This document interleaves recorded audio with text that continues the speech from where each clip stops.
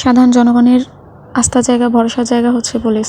যখনই কেউ কোনো বিপদে পড়ে তখন সর্বপ্রথম হচ্ছে পুলিশের শরণাপন্ন হয়, যেন তারা একটা সঠিক সমাধান বের করে দিতে পারে। কিন্তু এই যে এখনের যে যুগটা পড়লো, এখনের যে দিনটা পড়লো, স্টুডেন্টসদের এত বড় একটা বিপদে, এত বড় একটা সংগ্রামে পুলিশকে পাওয়াই যায় নাই। সরকারের লেলিয়ে দেওয়া, বলা যায় যে সরকারের লেলিয়ে দেওয়া চাকর, যারা কিনা সরকারের কথাবার্তা শুনে নিরীহ অসহায় মানুষের উপর গুলি চালাতে একটাবার দ্বিধাবোধ করে নাই। খুবই জঘন্য লাগে শুনতে, খুবই অবাক লাগে শুনতে, এবং ভাবতেই অবাক লাগে যে আমাদের বাংলাদেশের পুলিশরা এরকম কীভাবে হতে পারে।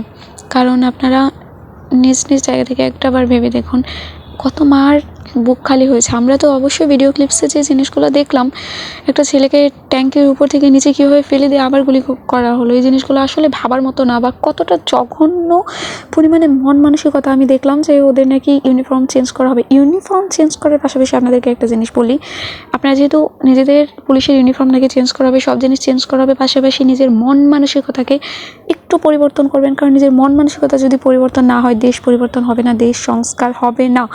যতই দেশ থেকে সরকার তারাই, যতই যা করি, যত স্টুডেন্ট আন্দোলন, যতই কোটা আন্দোলন হোক, স্টুডেন্ট আন্দোলন হোক, গণ অভ্যুত্থান হোক, পুলিশ আন্দোলন হোক, যেই আন্দোলনই হোক না কেন, আমাদের মন মানসিকতা না পরিবর্তন হলে এই দেশকে পরিবর্তন করা কোনোভাবেই সম্ভব না, একদম অসম্ভব। তাই বলতে চাইবো, আপনাদের পোশাকের পাশাপাশি আপনারা আপনাদের মন মানসিকতাকে পরিবর্তন করুন। এবং পুলিশ আপনার হাতে বন্দুক আছে তার মানে এই না যে আপনি মিসইউজ করবেন, আপনি যার উপর খুশি আপনি তার উপর চালাবেন। আমরা দেখলাম আবু সাঈদের মতো আপনারা আবু সাঈদকে কোনো কারণ ছাড়াই যেভাবে গুলিবিদ্ধ করলেন, এবং তারও পাশাপাশি আমরা দেখলাম যে একটা ছেলেকে ট্যাঙ্ক থেকে ফেলে দেওয়া, অঝরে গুলি করা, এই হেলিকপ্টারের উপর থেকে মারা, এই জিনিসগুলো আসলে বাংলাদেশি নাগরিক হিসেবে বলতে খুবই ঘৃণা হচ্ছে আমার। যে আপনারা তো দেশের মানুষ ছিলেন, পাকিস্তানিদের থেকে কোনো অংশে কম পরিচয় আপনারা দেননি। এবং স্টুডেন্টসদের উপর এই যে নির্যাতন, শুধুমাত্র স্টুডেন্টস না, যেই মানুষগুলোর এখানে কোনো অপরাধ ছিল না, কোনো দোষ ছিল না, স্টুডেন্টসদের তো কোনো দোষ ছিলই না, আন্দোলন করেছে।